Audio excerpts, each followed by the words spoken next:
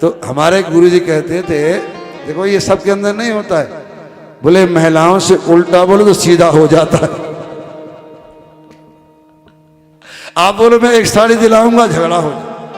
आप खुला छोड़ दो, 5, 10, 20 जितनी लेनी तो ले लो, तो क्या कहेगी हर 6 महीने तो फैशन बदल जाता है, आज साड़ी क्यों ले लूं मैं। आप कहोगे एक ही, फिर झगड़ा, इतने दिन में तो आए फिर एक साड़ी दिलवा रहे। आप दुकान में बोल दो जितनी लेना उतनी ले लो। भैया एक बार देखो मैं अपना अनुभव बता रहा हूँ, मैं किसी का मुहूर्त कराने गया चांदनी चौक, वहां से 5-7 साड़ी ले आया। पंडिता नहीं बोले ये आपको लेने नहीं आता। मैंने कहा बड़ा अच्छा हुआ, रास्ता साफ हुआ हमारा। उसके बाद कहीं जाते कोई साड़ी लेके जाते ही नहीं है, लेने नहीं आता। यदि वो कह देती कि बड़ी अच्छी साड़ी लाए हो, तो हर जगह वृंदावन में आए तो शर्मा जी से कहते 2 साड़ी लेके चलना है भाई। और जब हमें लेने नहीं आता तुमने पहले ही फैल कर दिया। इसलिए पत्नी को साथ में रखो। और ये 100 वर्ष तक घूमे हैं। कितने वर्ष घूमे करदम जी देवहूति जी? 100 वर्ष तक विमान में बैठ के घूमे। और जब पति और पत्नी में प्रेम होता है ना, तो शास्त्रों में लिखा है कि 100 वर्ष एक मुहूर्त के समान व्यतीत हो गया। इतने लोग घूमने जाते हैं, नए नए जोड़े ना, फिर आगे बताते हैं हम वहां गए, गुरु जी इस झरना में फोटो खिंचाई, हम वहां गए इस पेड़ के नीचे। एक जोड़ा आया, वास्तव में जो पति पत्नी थे, बोले गुरु जी हम तो 7 दिन तक कमरे से बाहर नहीं निकले। तुम वास्तव में घूमने गए हो, तुम्हारा वास्तव में प्रेम है, ये तुम्हारी बातें पूरी नहीं हुई, ये है प्रेम। अरे झरने में क्या देखोगे, ठंडा पानी क्या देखोगे, फूलों को क्या देखोगे? अरे तुम दोनों तो फूल हो, एक दूसरी की सुंदरता देखो, शास्त्र में लिखा है। लेकिन नहीं, जाएंगे फोटो भेजेंगे, फोटो खिंचवाएंगे। और फोटो कैसे खिंचवाएंगे? हम कहेंगे भैया जीन्स में, इसमें उसमें। अरे अपने आधुनिक भेष तरीके में, ताकि कोई ये कहे फलानी की बहू है, फलानी की बेटी। अपना पैसा बर्बाद किया, वापस आए। तो आने के बाद करदम ऋषि कि यहाँ पर पहली संतान हुई। जैसे पहली संतान हुई, उठाया बोरिया बिस्तर, बोले रुक जाओ, पुत्र होता तो मैं आपको नहीं रोकती, और पुत्री है तो दोनों की जिम्मेदारी है, इसलिए आपको रुकना पड़ेगा। अब इसके विवाह के बाद जाओगे, मैं शिक्षा दूंगी, आप वर को ढूंढोगे। और एक एक करके यहाँ 9 कन्या आई। जिनके यहाँ कन्या ज्यादा आते हैं बड़े भाग्यशाली होते। पहले लक्ष्मी आ गई, फिर नारायण आएंगे। और जिनके यहाँ कन्या पहले आई वो तरक्की जरूर करते। तो इस प्रकार से इनके यहाँ पर 9 कन्या आई। और बाद में कपिल देव भगवान का जन्म हुआ। बोल कपिल देव भगवान की कन्याओं का विवाह किया 9 ऋषियों के साथ में, पुलस्तादि के साथ में इनका विवाह संस्कार किया गया। और बोले अब तो हम जाएं। बोले हाँ अब आप जा सकते। जाने लगे, लेकिन बड़ा इनको पश्चाताप हुआ है। और कह रही हैं कि देखो आप मुझे इतने तपस्वी मिले, फिर भी मैं तो संसार के भोग वासनाओं में लग गई, मैंने आपसे ज्ञान नहीं प्राप्त कर पाया। और मुझे अब क्या करना चाहिए? बोले देवी यदि तो हम गृहस्थ आश्रम में नियम पूर्वक रहते हैं ना, तो घर में ही कोई ना कोई ऐसे संत अपने आप पधारेंगे हमारा उद्धार करने के। लेकिन आप गृहस्थ आश्रम में नियम पालन तो करो। और बोले तुम्हारे घर में तो स्वयं भगवान कपिल देव के रूप में आए हुए, तुम्हें क्या चिंता है, तुम्हें इनके द्वारा ज्ञान प्राप्त होगा। और करदम ऋषि जी चले गए। इधर ये भगवान से प्रार्थना कर रही हैं, भजन बिन जीवन है बेकार, भजन बिन जीवन है बेकार, भजन बिन जीवन है बेकार, भजन बिन जीवन है बेकार। बीत चुका बीत चुका है, बीत चुका सो बीत चुका है।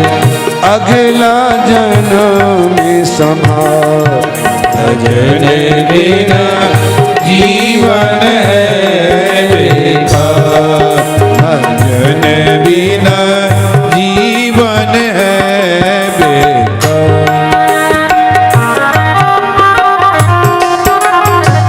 जय हो।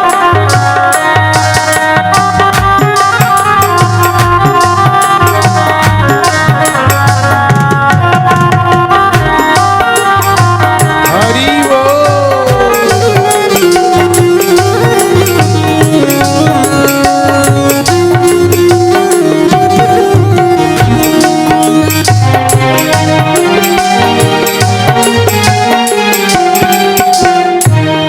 माया ने तुझे को बहकाया, माया ने तुझे को बहकाया, संग चले ना तेरी काया, संग चले ना तेरी काया।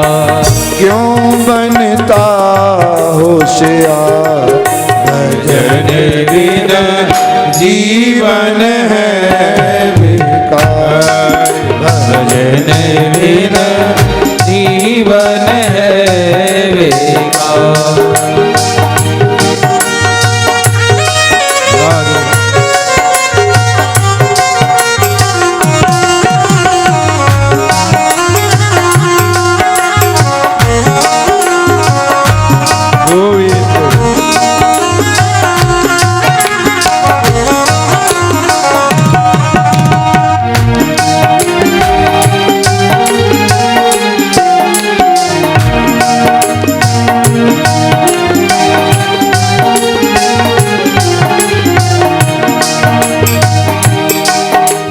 धन दौलत और महल खजाना, धन दौलत और महल खजाने, जिसको मूर्ख अपना जाना, जिसको मूर्ख अपना जाना, जाएगा हाथ पसार, जाएगा हाथ पसार।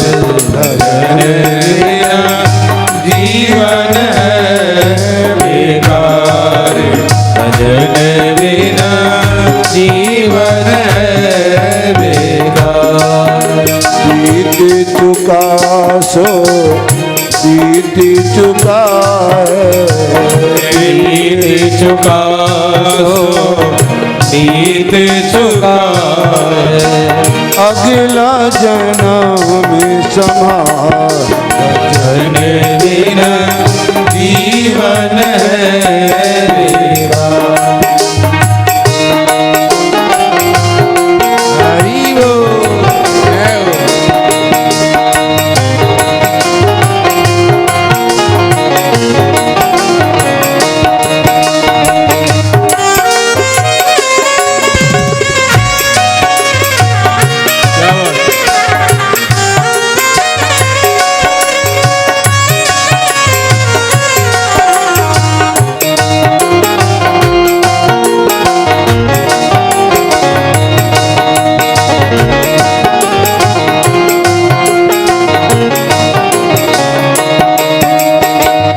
दीन दयाल की शरण में आओ, दीन दयाल की शरण में आओ, अपना जीवन सफल बनाओ, अपना जीवन सफल बनाओ, तब तो हो उद्धार। भजन बिना जीवन है बेकार, भजन बिना जीवन है बेकार।